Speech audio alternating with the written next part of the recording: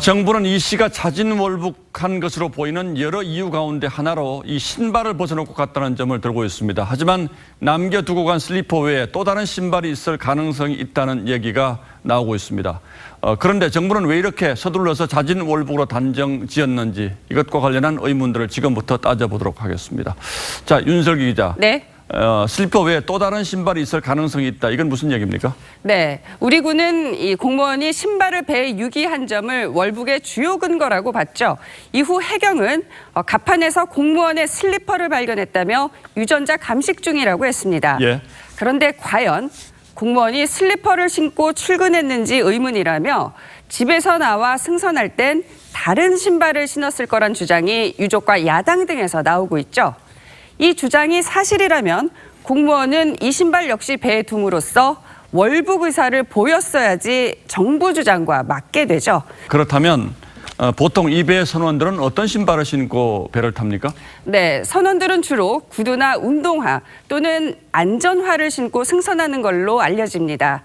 물론 슬리퍼를 신고 탈 가능성을 배제할 수는 없지만 흔한 경우는 아니라는 거죠. 또 흔들리는 배에선 미끄러지거나 넘어지기 쉬워 겉면이 튼튼해 근무용 신발로 통하는 안전화가 인기라고 합니다. 본인도 항해사 출신인 공무원의 형도 배 안에 남은 동생의 물품 리스트를 받았는데 안전화가 없었다며 이를 근거로 실족 가능성을 제기를 했죠. 안전화가 발견되지 않았다. 그러니까 실족한 것 같다. 이건 어떻게 연결이 되는 겁니까? 공무원이 야간 당직 근무 중에 실종됐다는 점을 주목해야 한다는 건데요. 당시가 근무 시간이라 안전화를 착용했을 가능성이 높고 이 상태로 실족했을 수 있다는 그런 주장이죠. 자, 그래서 월북이 아니라는 주장이지만 정황상 가능성이 이제 물증은 없는 상황이고 분명한 건 공무원의 슬리퍼가 배 안에서 발견됐다는 것 이거 하나뿐이군요. 앞서 해경은 공무원의 슬리퍼가 맞다고 했는데요. 오늘 국정감사에서는 어떻게 얘기를 했는지 들어보실까요?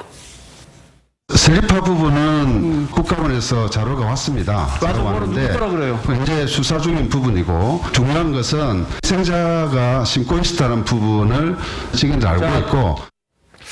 자, 조류도 그렇고 또 공무원이 남기고 갔다는 신발도 그렇고 이 정부가 월북의 근거로 들고 있는 것들이 하나같이 이렇게 의문을 남기는군요. 그렇습니다. 예, 윤슬기 기자 잘 들었습니다.